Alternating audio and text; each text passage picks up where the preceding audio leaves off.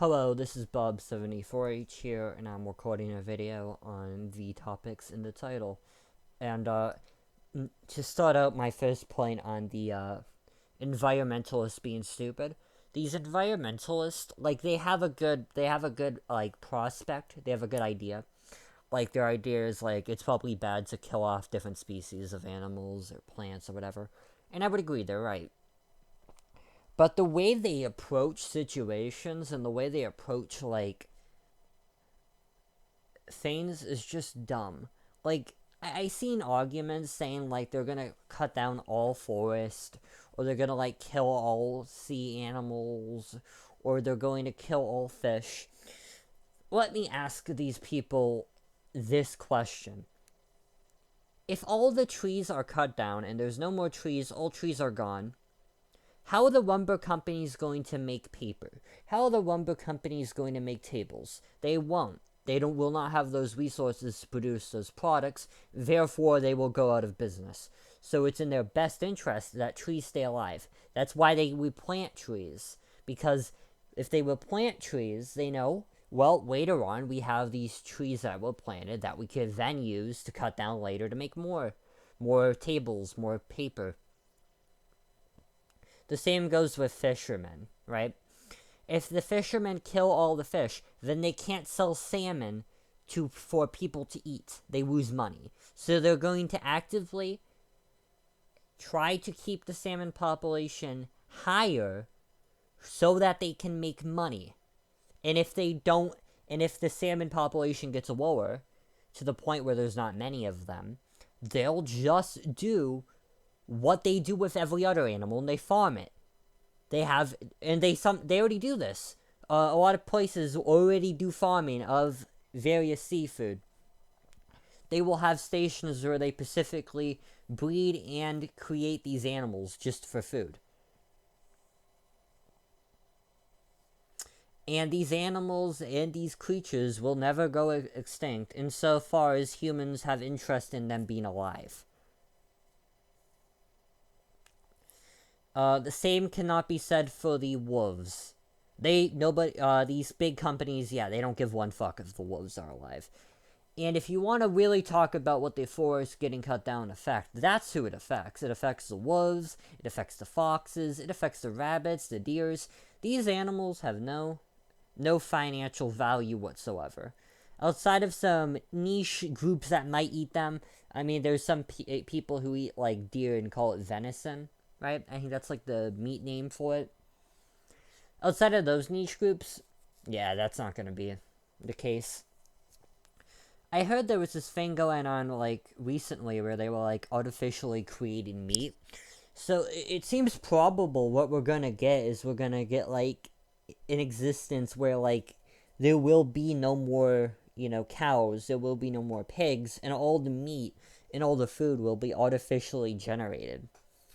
So like let's say like a hypothetical like not son, because I probably won't have kids, but like a hypothetical generation after my generation, like that, like somebody my age, 20 22, right? Like around that age, 2022. Imagine if they have a kid, or that kid has a kid around that time range, like somewhere after my generation. Um, During that period of time, there'll probably be, artificial, maybe two generations down, there'll probably be artificial food. And then we'll be like, remember when we used to eat actual chicken? It'll be like what we do with the boomers now, where they're like, you kids on your phone all day doing this stuff. It's like, what do you mean, you weirdo? You don't, you know? So it's like, it'll probably be like that. We'll just be out of touch. So, like, for us, it would be weird. It'd be like, well, why are these kids, like this fake food that isn't real? I mean, we already eat processed food to a degree, but it's like, it's not like processed in the way it's like fake meat, right? But whatever, I guess it isn't that big of a deal. Insofar as like the distinction between, like processed potato chips and like, or processed cheese, I guess, and processed meats, like artificial, I guess. It's a big deal insofar as like animal conservation is concerned, though, because insofar as like, well, if these domesticated animals have no actual financial function, then what are they being kept around for? Are they good? Are they all just gonna get killed? Like, what will happen there? And insofar as my take on extinction goes, I think in the possible generation of like maybe great grandkids of mine, in the sense of me not having great grandkids, but in the sense of like a child or a person who would be old enough to be my great grandkid, like that sort of person, like 3 generations down, sort of thing. That sort of person would probably be in a time where there is no animals outside of maybe cattle and stuff like that. And even then, like I said, there's a possibility of that not even being the case because of artificial meats. So there might be a possible time where we have no animals other than humans. Maybe like rats and like ants, because those are really hard to get rid of. Um, like just pests, maybe that could be it. Some bugs here or there, because those are kind of hard to get rid of too. But and definitely some animals on like remote locations nobody really cares about, like Arctics, really hot deserts. Nobody lives there, or nobody really cares to expand land there. Like there isn't oil you can dig up, or housing you can like market. Like who wants to like try to market housing in the Sahara Desert or the North Pole? Nobody would. Or why would you want to go over there? Aside from like the wildlife, there is really nothing you can market there. So it really is just perfect area for these animals, or in an area where only they can live, and humans literally have no care in functioning there. Insofar as like most of the planet is concerned, where humans are on, yeah, those animals are probably just fucked. I mean, they're already in a dying state as is. Like, if it continues on, they'll just continue dying. Animals that are deep down in the ocean, like like anglerfish as an example, they're just so deep down that it probably will have no effect. Like, even if humans can go down there, which I think they can, because like we have recorded footage of these animals, but um, even if they can go that down, there's just no incentive to. Like, there's no purpose. So they'll probably still live and function down there as normal. Because, there's no expansionist effort to, like, make more housing, make more industrial complexes, like, for entertainment, or for coal, or for oil, or, like, whatever, right? So those places are generally unharmed. What is harmed, though, is these big country lands like America, Canada, Britain. These areas are so wealthy, and they have such a centralized power that they have very little actual nature and natural areas, because they just need to have so much residential space because of the amount of people.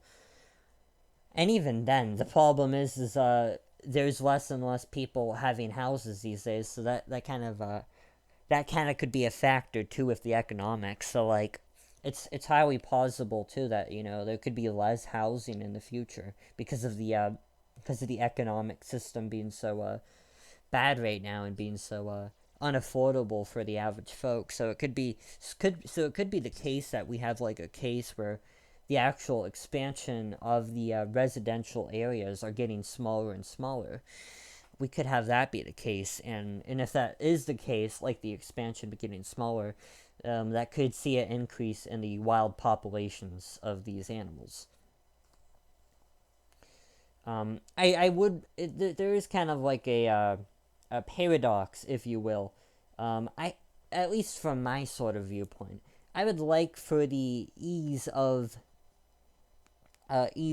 transport, like insofar as people being able to move from one location to another, having the assets and money to leave as so wish. So you don't have people who are in abusive environments, or who are in environments that they want to leave but they just can't because of money, right? That would be nice if you had that like freedom, but then you have the opposite where it's like I know that if you do so, then you have to have greater expansion of the residential areas, so you have more houses to fill these areas where people are wanting to move, right? So that's kind of a conflict of interest there. So I guess you could argue, not really a conflict of interest. I guess it's kind of just a paradox of like my beliefs versus what my kind of personal situation is and what I would want from that. Off topic, I know, but I just felt like having that little say so there, because those are things that I definitely think you could argue are both kind of like goods. Like those are things that both should be strived for, but they kind of act in contradiction to each other. Another thing too, with the point of animals dying out, with the cutting down of habitats, this also leads to animals going into cities, going into towns, and trying to settle in there. And with the size of a lot of these animals, they're like the size of dogs, right? Or bigger sometimes in the cases of bears and other such larger predators. They're just so big they can't really hide in like the alleyways, or hide in garbage cans or whatever. Like raccoons can get away with that type of shit. Like I seen like there's videos of like raccoons going in vents and shit. Like there's videos of that. Like raccoons, they can make it in the cityscope because they're small enough where they can hide and kind of like get away with these sort of settings. They can kind of hide and manage to escape from the predominant threat in the area, which is of course humans. Birds are like so small and they're so maneuverable that people like don't even care. It's like same with squirrels, I guess. Like they're just so small, like they're so small and out of the way that people don't care. Like you're going to town or you're going to city and you'll see squirrels, birds, insects. These small animals are like small enough that they can like stay in the main city and nobody will really care that much. And because of the way the city works, all the larger predators are kind of just kicked out.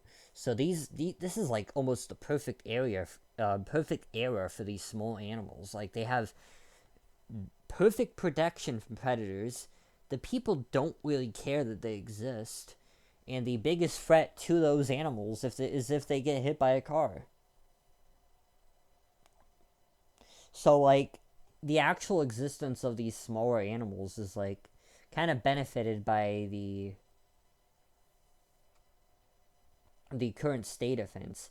Where with like bigger animals is like they have nowhere to stay. You can't house a bear in a city in the same way a bird can like nest in like the underground of a bridge, or a squirrel can hide in the garbage can, or can hide in the local park where a couple trees are. Like it can't function in the same way those like examples can. And even like bugs, they can hide anywhere. They can hide in your house. They can hide in like vents. They can hide in like, I mean, even like cupboards. I guess like they have so many places to hide and live. So, and then again, with the absence of like larger predators in large in these houses and in these cities, these small animals are living the life. I mean, rats, like, what's gonna kill a rat in the city? Nothing. I mean, maybe there's a couple stray cats, but that's about it. It's not like you have, like, a giant population of stray cats in the city that are gonna hunt down all these rats and hunt down all these ants. These animals have, like, the life in this city. And you're like, isn't this kind of contradictory? It's like, not really, because most of the animals are getting the short end of the stick outside of the ones that are actively able to avoid humanity. It's not like a gray wolf is going to run into a city and live the perfect life as if it's a squirrel or a bird. And even then, when I say bird, it's incredibly limited to the smaller section of birds. It's not like an eagle can actively have the maneuverability to outpace a car avoid it as to not get hit, and live in the city and find scraps on the floor that people will sometimes give them and live off that, on top of like the various insects you'll sometimes find. Like, that is not a functionable lifestyle for like a hawk or an eagle. It's a functionable lifestyle for a smaller bird, but not an eagle. So even then, when I say birds, it's incredibly limited to a smaller sect of birds. And you have to think, there are a lot of people who are very purposefully malicious to animals. So if you are an animal that is very small and very easy to avoid people, you are functionally very well off in a city. You are small, and you are fast, and you are able to avoid some bastard child or some bastard teenager going to stomp your life out. Like, I seen this kid in high school. This praying mantis was minding its own business, and this kid just stomped it the fuck out. Literally killed it for no reason. Didn't do anything to him. And I'm like, why did you kill it? It didn't do shit to you. And he's like, why do you care? I'm like, whatever. Like, it just kind of pissed me off. I'm like, you're such a bastard.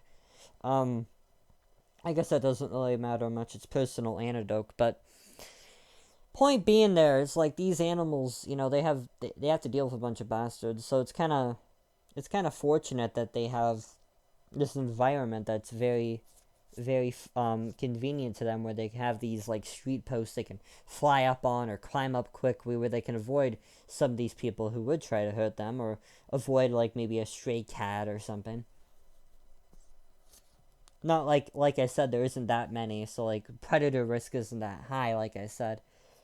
Like, if you compare that to like living in the wild, I mean, you constantly have to watch your ass on the ground, because maybe a fox could get you, a coyote, a wolf, a bear, a wolverine. All these animals I just listed have no functionability in the city. They have Raccoons are like the same size, true, but raccoons are crafty bastards. They'll hide in vents and like swoop down to grab a donut. Like, I've seen videos of them doing that. Like, there's this raccoon at Tim Hortons, and it literally was in a vent, and it like went out the vent, grabbed the donut, went up the vent, and booked. But like, most animals are just gonna end up dying in like 20 years. Especially, like, not 20 years, but that's probably a bit short. But yeah, like, a lot of like forestry is getting cut down, and like a lot of these animals just have no like, way to function. It's not like a jaguar or a leopard's gonna like be able to function in a city. But then again, it's not like there's that much cityscape in these areas, right? A lot of it's just like low low level low level civilizations, right? Like, pretty primitive. Pretty primitive. Like, sometimes they have like houses or huts made out of like grass and leaves, or like mud huts. As an example, a leopard or a jaguar. These animals are very fortunate to be in very low level civilized areas, because they don't have to deal with the constant expansion of land, that as is the case in these more kind of industrial areas. I mean, Japan's one of them too. Like, it's a very industrial area. Very, it's like it's a first world country, right? Like, it's not really a poor land. And even then, like, third world countries like India, they have an actual like cityscape. Like, it's not just like primitive civilizations that have mud huts and like tribal societies. We are talking like full-on cities. Like, it's not good cities, but it's cities. They have, so people aren't exactly gonna have animals living about in the same way that would be the case in like maybe an African area. African areas probably are going to be fine. I know the populations are declining now, but that's because of foreign poachers. Like, it isn't because the native, tribal Africans are, like, spearing every single animal away. And on the topic of that, I kind of hate this whole idea that, like, you have this, like, mass extinction event in Africa where it's like all these animals are dying. It's like, no, there's like entire areas where it's entirely isolated from poachers. It's just like a reservation with no people on it. And even then, when there are poachers on it, they get kicked out pretty quickly. And even then, all these poachers are foreigners. The people who actually are from that country aren't wealthy enough to actually afford, these jeeps or whatever. And on the topic of, like, I wanted to bring this up, on the topic of, like, Africans suffering and not having enough, food to feed themselves, it's like, this shit's so retarded. There is gazelle, there is wildebeest. You guys can hunt. Like, if you're starving, get a fucking spear and kill an animal. Like, Jesus Christ. You think these people are just, like, constantly starving and they have no way to feed themselves? It's like, how are they having kids then? How are they alive? How did they make it to adulthood? Obviously, they're feeding themselves and hunting. It's just pity to make you, like, spend your money on them. It's like, it obviously doesn't make sense. If they were constantly starving, they would be dead. And the mother wouldn't be alive to the mother wouldn't be able to get nutrients to feed the child in the womb for it to be born to begin with. So when they say give the poor African kids money, it's like a scam. Obviously, if the mother didn't have food, the child in the womb wouldn't have developed and been born to begin with.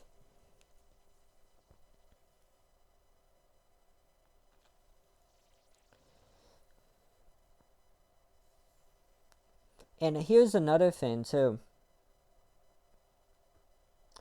Off topic, but I hate when people, like retards almost, like people who know nothing about animals, they go, "Hey, yeah, do you know about this bee?" And they show me, like, the picture of a bee, and it's like a fucking hornet.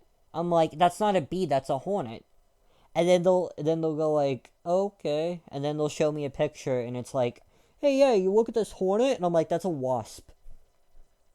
Or they'll do this thing with, like, they'll show me a picture of a dragonfly,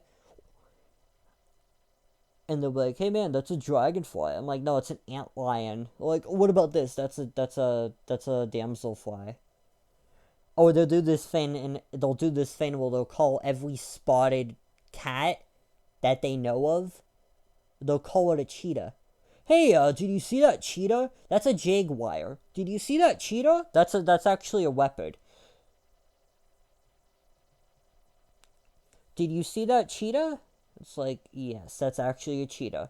Like, they don't know anything about animals. Like, they're just retarded ass motherfuckers, and they know nothing. "Hey, do you know coal? That's an amazing plant, isn't it?" No, it's an animal. A coal is an animal. Like, I hate having these talks with people because they know nothing about animals or biology, and they'll bring up a topic like they know anything about it.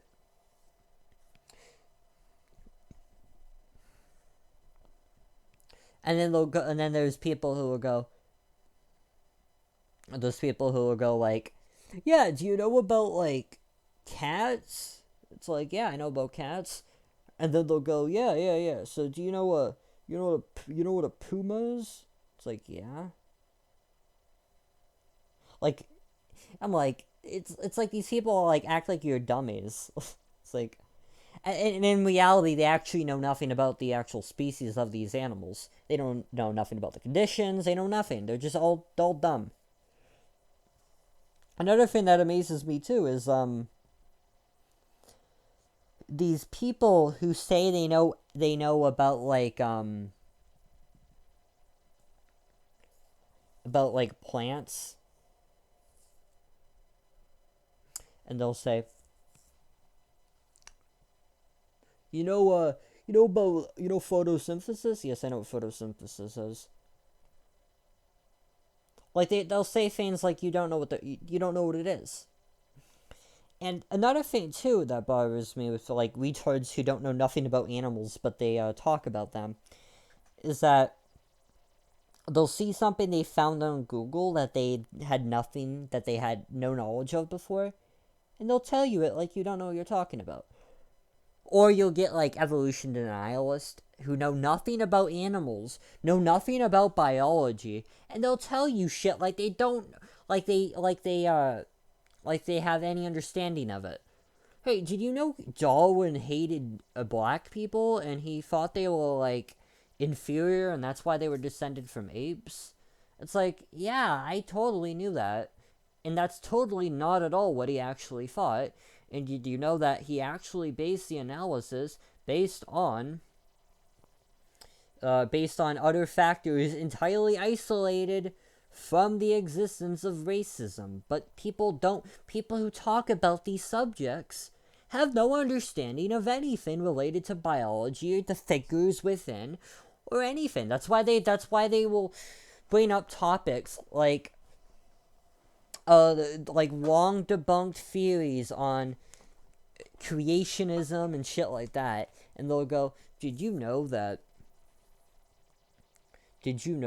if evolution was true, that you wouldn't have cases of, like, this complex eye function or this complex brain function? I'm like, you say that and you're, like, fucking retarded. Like, I mean, if your brain function is so complex, let's use your logic for a minute. Just because something is complex doesn't mean there's a creator. Like, let's go for this for a moment. Do you know what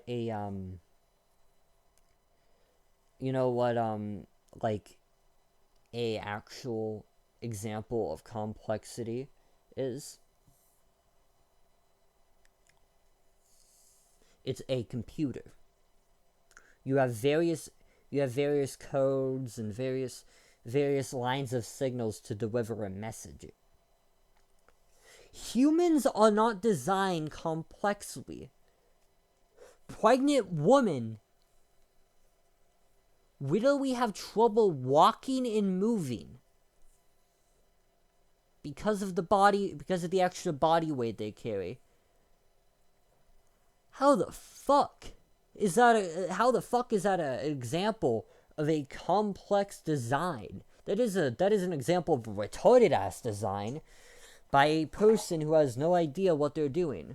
If that was a design, then the designer must have been a complete fucking dumbass. And here's another example. There's a pig which tusk will grow so long that it digs into its skull. It's a species of actual animal. And here's another thing too. There was a species of deer, I'm not sure what it was, but the females of the species selected for deer that had these insanely large heads, so they ended up being unable to, like, move properly. Not heads, insanely large antlers. So they had the inability to move properly. And they couldn't escape predators, so they ended up going extinct. So we have cases, like, factually that prove there is no argument for this, like, complex design. If there was a complex design, the design is fucking retarded. Everything, if it's designed, everything should have an inherent function. Can you tell me the function of a tailbone? What purpose does us having a tailbone serve? And what function does a spur on the anaconda's body serve? Nothing. Doesn't serve a purpose. I'd love to hear the function of what is it, like, wings on an ostrich. Like, what the fuck does that do? They can't fly. I mean, at least penguins, they have the excuse that they swim with their wings. What the... And here's the thing, too. If the case is so that these animals are, like, designed complexly, why is it so that, like, animals can walk? Like, there's animals that can walk that have no need to walk. Like, they're entirely aquatic, and they walk. There's no need for them to have the ability to walk, but they walk. For example, there's species of... I mean, all crustaceans, as an example. They're entirely aquatic. They would have no need for limbs. Like, why do you need a limb? Why do you need a limb in an ocean? What's the purpose of a limb? What do you need a limb for? You're in the water. I get it's to, like, walk on the ground. Well, that's a trait that makes sense when you're on land. Every land animal has limbs. Most animals in the water, even like aquatic insects. Like, you look at species like water boatmen. They have no functional limbs. Their limbs are entirely designed for aquatic function. Water boatmen, that's what they're called. And there's the same goes for there's a species called water striders. They're entirely aquatic animals. Entirely aquatic insects that function by skirting on top of the water's surface. Amazing little things. But they're specifically functioned in a way that they only have purpose within the water. Of course, they have limbs, but their limbs are specifically designed in such a way that they function perfectly in the water. A crab is deadass walking. Like, it is deadass just walking on the ground in the water, as if it's just a fucking normal-ass animal. Like an insect or something. You know why this happens? Because the ancient ancestors of these crabs were all terrestrial. They were all terrestrial. And then they went back to the ocean after a certain point, and they still had the legs. You look at ancient water, not ancient water scorpions. I forget what they're called, but ancient species of scorpion. They're not actually scorpions, but forget what they're called. But there are species that are called scorpions. I forget the name of them, but they actually have no functional limbs. They're entirely designed in such a way that they don't function as limbs. They function as like they function as arm. They function as like fins. There's a couple species of crustacean too that are entirely adapted in such a way that they only function in the water. If you put them on land, they can't move. Like fairy shrimp, triops, if you know what those are. So there are crustaceans that are specifically function in such a way that they only work in the water. But my point is that an animal that lives the entirety of its life in the water has no need to walk. There is no function to it. For some of the animals, it might make sense because of environmental conditions. But for a crab, what purpose does walking like a normal ass insect serve? Like, what's the function of that? I'd love to hear. Like for a snail, it kind of makes sense because it's like suctioned, right? It's suctioned to the ground, so it actually provides a defense for this animal. And even then, we see adaptations in animals, in shelled animals like clams. Like for example, some scallops can move in the water. They can, by opening and closing their shell at a fast rate, they can actually swim in a sort of way.